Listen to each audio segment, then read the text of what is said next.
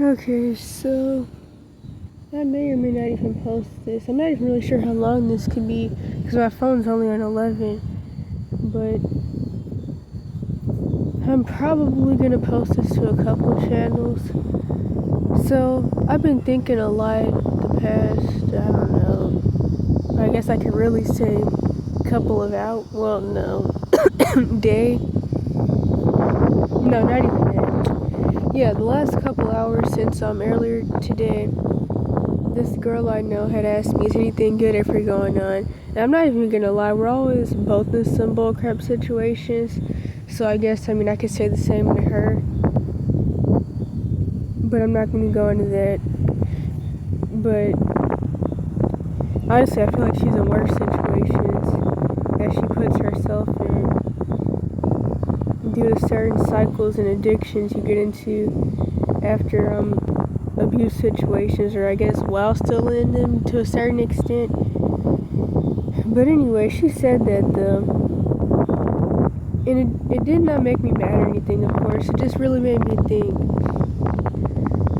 something that I had already realized a long time ago, which is one, that it seems like the only way to not constantly be in situations where people want to take advantage of you or hurt you or molest you is by eventually becoming rich, not through the industry or some soul-selling bullcrap, because of course you're going to be getting essayed and stuff there, but like actually self-made. There's that.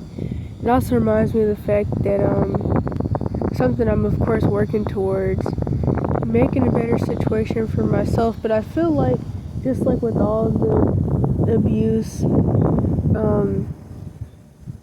me escaping and being I don't know, I guess I could say out here after escaping the cash for kids system and just like different things that happen. I don't really know necessarily what my ideal situation would be, because since I've been a dollar sign and stuff before, I don't really want to have anything to do with the Matrix. Honestly, I never was into that stuff, even before I was put in the cash for kids system and became a dollar sign. But probably sound kind of sick because my nose is stuffy. But it's like, I don't know. Obviously I want some type of good situation for myself, but ever since I was like really young, like 6, I always knew that I really didn't want to be rich, and I didn't want to like have a whole bunch of stuff, because one, I've never been materialistic, and once you run away or get kicked out and you become homeless or quote unquote homeless, at least for me anyways, and certain people, you become even less materialistic and you focus more on basic needs like food and water, which I already was focused on before. I can definitely say that access to food while living outside is definitely easier for me, at least, than it ever was when I was living with relatives or whatever abusers. But you become less focused on materialism, and you don't have anywhere to put anything. It's either going to get stolen, thrown away by cops, or it's going to get damaged when it gets wet or you break it or whatever.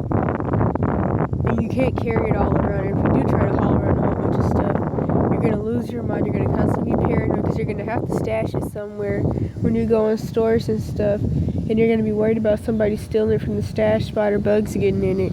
So you become less materialistic than you already were or weren't, if that made sense. And it's like, I like never had anybody for real, so like I didn't want to like have big houses or cars and stuff for money and not have anybody to share it with, because then it's even less of a point. And when you have a whole bunch of stuff and you don't have anybody, you become even more depressed.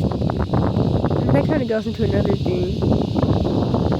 I'm pretty sure maybe on here I've mentioned before how people have always tried to like project their depression and suicidalness onto me, especially since me being out here.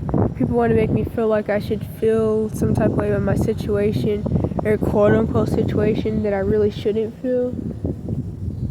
Because this is the most peaceful and happy and non-chaotic my life has ever been. And I've always liked outside anyways. Ever since I was 6, I always saw myself like, well, I would have maladaptive daydreams. I don't even know if I pronounced that well. I would have maladaptive daydreams of me like running away right before the world really started to end, living in the woods, finding a jungle boyfriend. That'll probably never happen though. But stuff like that. Kind of like a Tarzan type dude. I forgot what I was even saying. But before I escaped my abuse situation, I of course like did a lot of research on trauma symptoms, the spiritual and physical side of trauma, which I kind of already just had my own intuition about that always. Like when I was 8 and I found out about hypersexuality disorder, trying to figure out stuff about my own issues. I already knew about lust spirits, but I wanted to like find out more. I found out about the incubus and succubus spirits, and that was before I found out about Marine Kingdom demons at 14. So I mean, I would research stuff like that. So I researched like maladaptive daydreaming. I don't even like the term narcissist or really any of these mental labels, but narcissist, crazy making behavior, people pleasing, codependency, limerence, favorite persons, different attachment issues like avoidant attachment style. I research all of that stuff. CPTSD, borderline personality disorder, etc., etc., etc., all that stuff. And so I found out about this term, high functioning depression. I used to feel like I had that, but after leaving, I was like, nah, no, I don't. I never had any of that crap. I mean, I've had people try to make me feel like I'm depressed and negative, but I mean, I'm talking about real stuff, and I'm not just like talking about it to talk about it. I do like actually want to help myself and others, and I do wish people care, but I already know that most people never will. And it's not in a pity party type way either. Although it is unfortunate that when people are in situations, or even after getting out of a situation, nobody really cares to step up to the plate. Yeah, people are always quick to tell you about how you're a child and you need to be not being quote unquote grown, whatever that means. But you're a child until somebody wants to have sex with you or lock you up, so they don't tell you that because they want to step up to the plate and be the quote-unquote grown person. People love to run around saying I'm grown. And as I always say, anybody that runs around saying I'm grown is going to be a toxic and abusive person, but I'm not even going to go into that. People try to make me feel like I'm like depressed and negative, and that really started when I was in the abuse situation and still trying to pretend that there was help out there that doesn't exist. Because of course, as I may have mentioned before on here, maybe not, I was known as the kid who had over 1,950 plus abuse evidence videos of things that were happening to me and other people, but I couldn't get any help because there is no help. There's just the systems put in place to profit off of your abuse and further traumatize you and create an issue that isn't there. Research RAMCO, or really trauma-based mind control in general.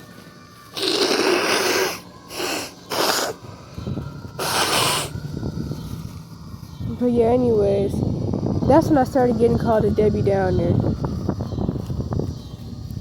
But that girl saying, is there ever anything good going on? It did make me think, though. And I know she didn't even mean it like that, and I didn't get, like, offended by it. But it made me think even more about how I really do have to figure something out, though. Because, I mean, when you're always in these certain situations, or when people feel like you're in a certain situation, well, no. It's not even about when people feel like I'm in, and the assumptions people make about who I am and what I'm doing. They know that obviously I don't have anybody. Like, I obviously don't have parents or family. And that is enough to make people feel like, okay, I'm better than this person. They can be my emotional punching bag. I can call the cops on them whenever I want. Because a situation where the girl had even said the whole, is there ever anything good going on? I was talking about how pretty much cops are after me and this dude for no reason. It's really some racial stuff, but I'm gonna upload those videos too whenever I have the chance. It's some bullcrap too, but I can't even summarize it, but some stereotypical stuff, because I've been at a library too much. In the library, they want to ban me for no reason, but they don't want to tell me that, so they've been spreading rumors about it. And so now, like, the cops are, like, harassing me and stuff. At least on that side of town. But really just by the library. I haven't even been there in a day or two, but they're like going around that area because I'm there often. Like I went to get some food, some pizza, and the cops were like discreetly following me around. But yeah, and it really did make me think back to something I realized like a couple weeks ago.